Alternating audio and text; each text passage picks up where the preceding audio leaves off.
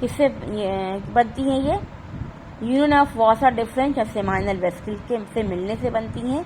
ये एजुकुलेटरी डक्ट किससे बनती हैं? Union of Vasa differentia and seminal vesicle. ये आपका किसका स्ट्रक्चर है? ये देखिए एजुकुलेटरी डक्ट, ये आपका वासा डिफरेंस आ रहा है ये, और ये कहाँ जाकर के मिलेगा? यहाँ ये आपके ये क्या है? सेमाइनल वेसिकल्स हैं जो फ्लूइड से क्रिएट करती है। सेमाइनल वेसिकल्स ये पत्ती की तरह स्ट्रक्चर होता है इनका, ये दो होती हैं, दो ग्लैंड्स होती हैं ये सेमाइनल वेसिकल्स, ये फ्लूइड से क्रिएट करती हैं। और इसकी ट्यूब जो होती है और वासा डिफरेंस जहाँ से स्पर्म आ रहा है, दोनों मिल जाते हैं और मिल करके क्या बनाते हैं? एजुकुलेटरी डक्ट बनाते हैं। एजुकुलेटरी डक्ट क्या है? It is the combination of Vasa differentia and seminal duct, दोनों का क्या है? कॉम्बिनेशन है। इसमें क्या होता है? एजुकुलेटरी डक्ट में क्या है? सीमेन क्या है? यानी यहाँ से स्पर्म आ रहा है, वासा डिफरेंस से स्पर्म आता है, यहाँ से फ्लूइड आता है, दोनों मिलकर के सीमेन बन जाते हैं। यानी फ्लूइड भी चाहिए स्पर्म को पास होने के लिए। स्पर्म सिर्फ अकेले नहीं पास होता है, उसको पास होने के लिए कुछ लिक्विड चाहिए, फ्लूइड चाहिए, जिससे स्पर्म आसानी से पास हो जाए। तो सीमेन किसको कहते हैं? सीमेन जो ऐसा फ्लूइड है, ऐसा फ्लूइड है इसके अंदर स्पर्म्स मौजूद होते हैं, स्पर्म प्लस सेमाइनल फ्लूइड होता है। सिक्रीशन इसके अंदर ये प्रोस्टेट ग्लैंड्स हैं, प्रोस्टेट ग्लैंड का कुछ सिक्रीशन जो होता है वो भी एजुकुलेटरी डक्ट में हो जाता है, यानी तीनों का सिक्रीशन जो एजुकुलेटरी डक्ट में आ जाता है तो सीमेन बन जाता है। जब तीनों यानी सेमाइनल वेसिकल सेमाइनल वेसिकल का सिक्रीशन, प्रोस्टेट ग्लैंड का सिक्रीशन, वासा डिफरेंशिया से जो स्पर्म आ रहे हैं, तीनों मिलकर के सीमेन बनाते हैं। क्या उसको क्या कहते हैं? सीमेन कहते हैं। और ये सीमेन एजुकुलेटरी डक्ट से आता है। किससे आ रहा है? एजुकुलेटरी डक्ट से आ रहा है। नेक्स्ट होता है आपका यूरेथ्रा। क्या आता है? अब देखिए स्पर्म आ गया, ये देखिए यहाँ पर ये डायग्राम ये वाला देखिए, स्पर्म यहाँ ये चीज़ है, ये देखिए आपका क्या था? सेमाइनल वेसिकल, और ये आपका क्या था? वासा डिफरेंस, दोनों आके मिल गए, एजुकुलेटरी डक्ट बन गई। और फिर ये कैसे मिल गया? यूरेथ्रा से मिलकर के। यूरेथ्रा क्या है? एक लॉन्ग ट्यूब होती है।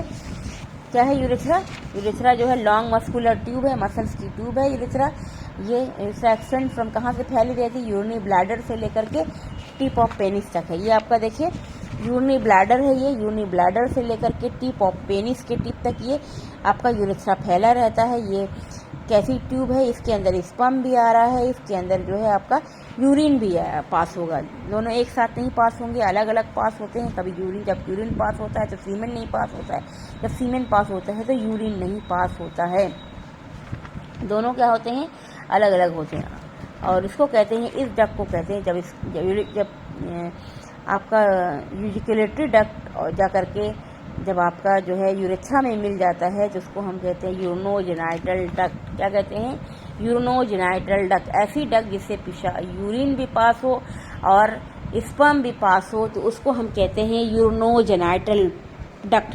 यानी यूरेथ्रा क्या है? आपकी यूरिनोजेनाइटल डक्ट है। कैसी डक्ट है? यूरिनोजेनाइटल डक्ट है। फिर आता है आपका, देखिए ये आपका कैसी डक्ट होगी? यूरिनोजेनाइटल डक्ट, यहाँ से यूरिन भी आ रहा है। यूरेथ्रा कैसी डक्ट है? यूरिनोजेनाइटल डक्ट है। यहाँ से आपका सीमेन, यानी जिसके अंदर स्पर्म है, सीमेन के अंदर फ्लूइड होता है, स्पर्म होता है, और ये सीमेन आ रहा है। और क्या आ रहा है? यूरिन भी पास हो गई, तो उसको कहते हैं यूरिनोजेनाइटल डक्ट।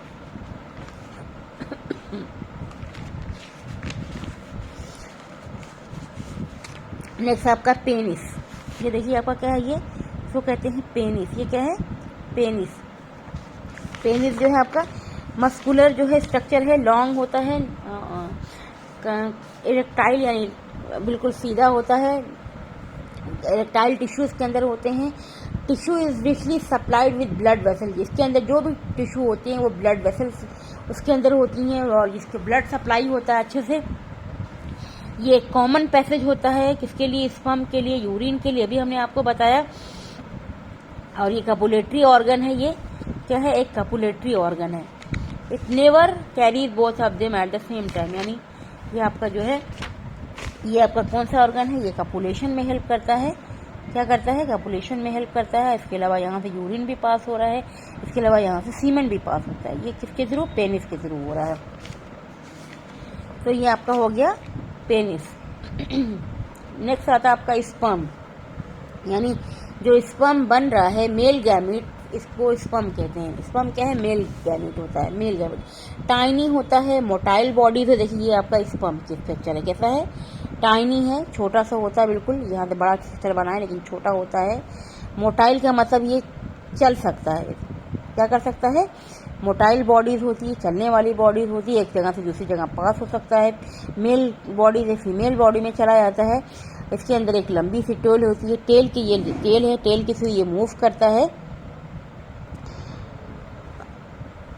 और टेल के थ्रू ये मूव करके कहाँ जाता है? Female reproductive part. इसमें ये हेड है, ये मिडिल पेस इसका होता है, ये टेल है। तो ये स्पर्म का स्ट्रक्चर है। इसमें स्पर्म क्या है? मेल गैमेट्स होते हैं, इसी के अंदर मेल गैमेट होता है, हेड के अंदर, इसी के अंदर क्या है? ये मेल गैमेट्स है। नेक्स्ट आपका आता है ग्लैंड्स। 3 ग्लैंड्स होती हैं, अभी हमने आपको बताया सेमाइनल वेसिकल्स, और दूसरा प्रोस्टेट ग्लैंड के बारे में अभी हमने आपको बताया। ये लीफ की तरह स्ट्रक्चर है, ये क्या है? सेमाइनल वेसिकल्स है। सेमाइनल वेसिकल क्या होती हैं? एक पेयर होती हैं, 2 होती हैं, और ये क्या है? यूरिनरी ब्लैडर के पीछे होती है। कहाँ पर होती है? यूरिनरी ब्लैडर ये आपका जैसे है, इसके पीछे होती हैं। ये सेमाइनल वेसिकल यूरिनरी ब्लैडर के बिल्कुल पीछे होती हैं। और जितनी ईच स्पर्म डक्ट है सेमाइनल वेसिकल, जो स्पर्म डक्ट होती हैं दोनों में सेमाइनल वेसिकल होती हैं, और ये क्या सिक्रीट करती हैं? फ्लूइड सिक्रीट करती हैं। और ये क्या करती हैं? फ्लूइड सिक्रीट करती हैं। और यहाँ से वासा फ्रेंच है, स्पर्म आ रहा है, दोनों जब मिल जाएंगे, दोनों डक्ट जब मिल जाएंगे, जिसको कहते हैं इजैक्युलेटरी डक्ट, अभी हमने आपको बताया।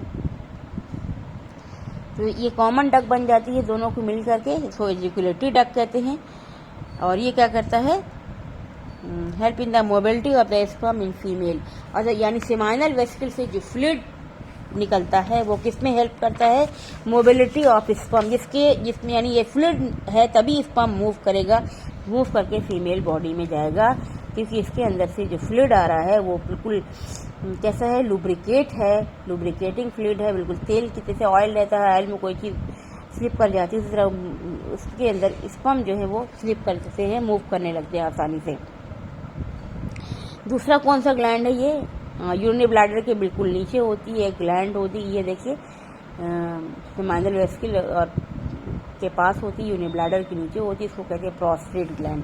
प्रोस्टेट ग्लैंड जो है ये बाइलोब्ड है, इसको कहते हैं बाइलोब्ड। ये क्या है? यूरेथ्रा के बिल्कुल पास है। प्रोस्टेट ग्लैंड जो है वो भी सिक्रीशन करती हैं, ये भी सिक्रेट करती है, अल्कलाइन फ्लूइड सिक्रेट करती हैं, जो इजैक्युलेटरी डक्ट में इसका सिक्रेशन जाता है। कहाँ जाता है इसका सिक्रेशन? इजैक्युलेटरी डक्ट में जाता है। और it न्यूट्रलाइजेज the acidity of vaginal secretion. देखिए विजाइना जो होता है, जो फीमेल बॉडी का जो वेजाइना है, वहाँ पर बहुत ज़्यादा वो एसिडिक सिक्रेशन होता है। तो ये यहाँ पर क्या है? यहाँ पर क्या है? एल्कली सिक्रेशन है, एल्कली सिक्रेशन होता है। तो ये क्या करता है? वहाँ के एसिडिक बॉक को थोड़ा कम कर देता है, उसको न्यूट्रलाइज कर देता है, और क्या करता है? स्पर्म के मूवमेंट में भी हेल्प करता है। थर्ड ग्लैंड जो होती है वो काउपर्स ग्लैंड है, उसको बल्बो यूरिथ्रल ग्लैंड भी कहते हैं। ये ग्लैंड जो होती है पेयर होती है, ओवल शेप की होती है। ये क्या सिक्रीट करती है? एक लुब्रिकेटिंग फ्लूइड सिक्रीट करती है, ताकि ये जो है यूरेथ्रा के पैसेज को और ह्यूमन और फीमेल बॉडी के जो रिप्रोडक्टिव पैसेज होता है उसको क्या करे? ये लुब्रिकेट कर दे। ये secrete mucus to lubricate the passage of urethra and the female passage for easy education of semen, यानी सीमेन जो है वो आसानी से पास हो जाए, इसके लिए जो है काउपर्स ग्लैंड जो है वो क्या सिक्रेट करती हैं? एक म्यूकस सिक्रेट करती हैं। ये म्यूकस में स्पर्म जो होते हैं वो आसानी से क्या होते हैं? पास हो जाते हैं। और ये क्या करते हैं? रास्ते को क्या करते हैं? बिल्कुल स्मूथ बना देते हैं, लुब्रिकेट बना देते हैं। जो यूरिथ्रल पैसेज है या इसके अलावा जो फीमेल रिप्रोडक्टिव पैसेज है उसको क्या करते हैं? बिल्कुल लुब्रिकेट कर देते हैं। ये ग्लैंड से जो निकलता है म्यूकस जो सिक्रेट काउपर्स ग्लैंड से। फीमेल रिप्रोडक्टिव सिस्टम, ये आपका मेल रिप्रोडक्टिव सिस्टम था, ये मेल रिप्रोडक्टिव सिस्टम खत्म हो गया है। Now thank you. I will explain you sometimes after some times female reproductive system. Thank you.